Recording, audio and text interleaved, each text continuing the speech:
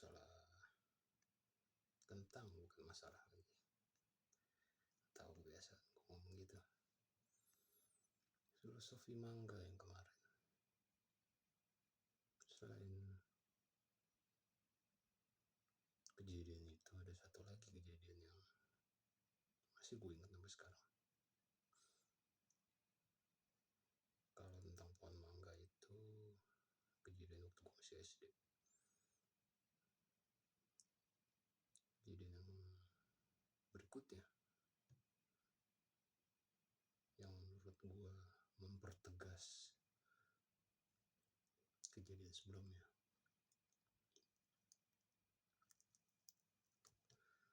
Ada kali selang beberapa tahun lah.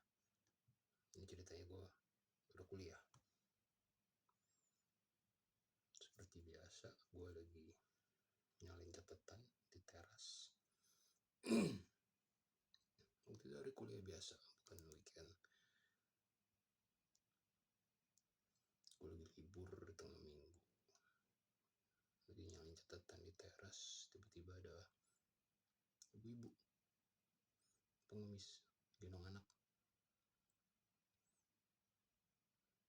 Dia assalamualaikum, minta sumbangan. Terus karena kebiasaan dari dulu gue kalau ada yang minta sumbangan, yang gue pasti ngajarin kasih beras. Kalau lo nggak ada duit, kasih beras. Ya udah, gue bilang tunggu sebentar ya bu. Gue masuk ke dalam rumah, gue ambil beras, gue kasih ke dia, diterima sama dia. Ucap syukur alhamdulillah. Tapi di situ gue ngerasa kayak masih ada yang kurang. Bener aja nggak berapa lama beras itu udah gue tuang semua ke dalam karung yang dia bawa. Dia bilang, mas maaf, anak saya haus. Dia gendong bayi waktu itu. Ibu itu lumayan berumur lah, tapi belum tua. Gue nggak tahu umur berapa. Anak saya haus mas, boleh saya minta sedikit rezeki untuk beli minum, atau kalau mas ada boleh saya minta air. Gue jawab, ada bu, sebentar ya. Gue ke dalam lagi, gue ambilin gelas botol minum air dingin isinya. Terus gue mikir kalau misalnya gue kasih minum sekarang, mungkin sekarang dia haus, tapi nanti udah sebelum gue kasih air minum itu ke dia, gue ngeliat duit gue waktu itu cuma ada 10.000, yang mana itu hitungan gue udah pas buat ongkos pulang pergi sama makan gue untuk besok, kuliah besok, karena hari itu kan gue libur. Ongkos pulang pergi goceng, ongkos makan goceng, pas 10.000. Ya udah, gue mikir kalau gue kasih setengah, gue gak makan. Secara besoknya tuh gue kuliah seharian dari pagi sampai sore, tengah-tengah doang jeda. Biasanya gue makan siang situ. Terus gue pikir, ayo udahlah, gue kasih aja kucing, gue gak usah makan besok, mungkin gue bisa bawa sangu dari rumah. Udah, gue keluar, gue kasih res, punya minum, habisin aja bu, gak apa-apa, kan masih banyak kok air dingin di dalam. Jadi minum habis, begitu selesai, ini bu, saya ada sedikit uang, mungkin buat nanti jajan di jalan kalau anaknya haus lagi. Gue cuma bilang gitu doang. Dia ucap syukur alhamdulillah lagi, terus jalan. Ya gue mikir oke lah, besok gue bawa sangu, semoga ada yang masih ada sisa makanan. Cara waktu itu ayang gue udah meninggal dalam rumah. Gue tinggal di rumah itu sama gue sama kakak gue. Udah, gue lanjutin belajar. Selang beberapa jam menjelang sore, tiba-tiba om gue datang. Om gue ini waktu itu dia kerja di PU, Departemen Pekerjaan Umum, dan dia kerjanya itu sering ke daerah,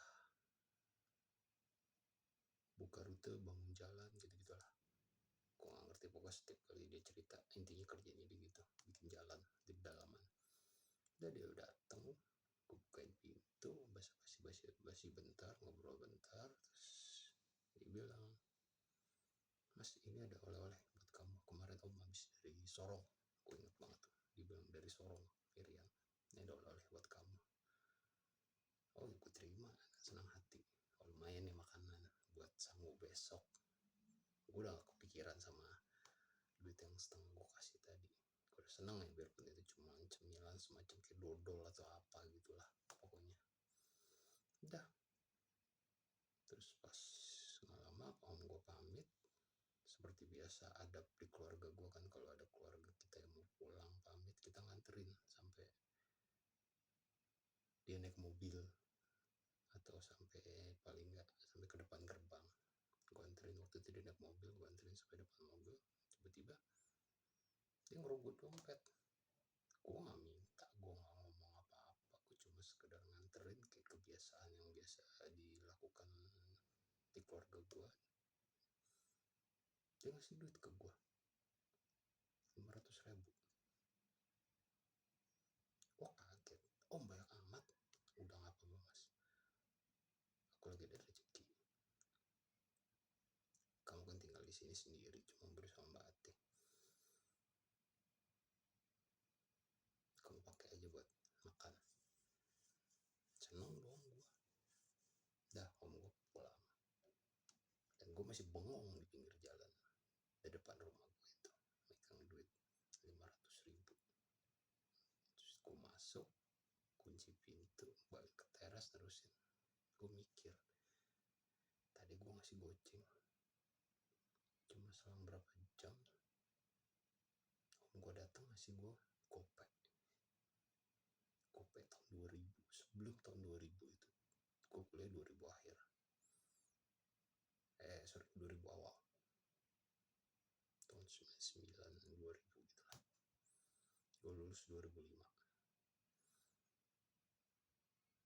Di tahun itu uang segitu gede, dan gue udah shock. Tadi gue ngasih goceng, gue balik ke gue gopek.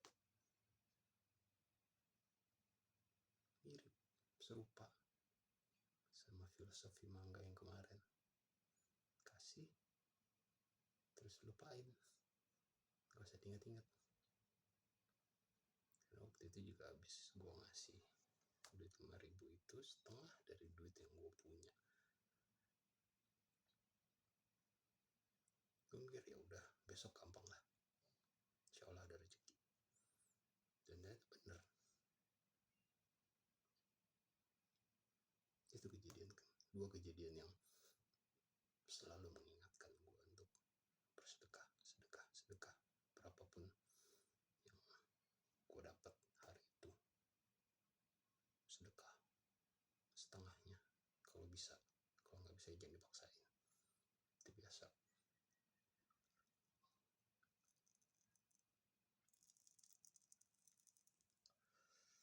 Menyangka kan. Sekali lagi ya, gue gak ngarep apa-apa sih dari video ini. Ada yang nonton syukur, gak ada yang nonton yang apa-apa. Gue gak nyari audience, gue cuma ngeluarin unek-unek. Syukur-syukur ada yang ngikutin. Paling enggak, kita bisa terus berbuat baik, meski dunia tidak sedang baik-baik aja. Tapi ya, pilihan ada di kita sendiri. Kita mau tetap berbuat baik tapi gak punya teman, atau kita mau ikutan jahat bareng yang lain-lain. Itu sih pelajaran hidup yang gue pelajari selama gue bertumbuh kembang dari kecil sampai sekarang, sampai detik ini juga. Pilihan dari kita sendiri.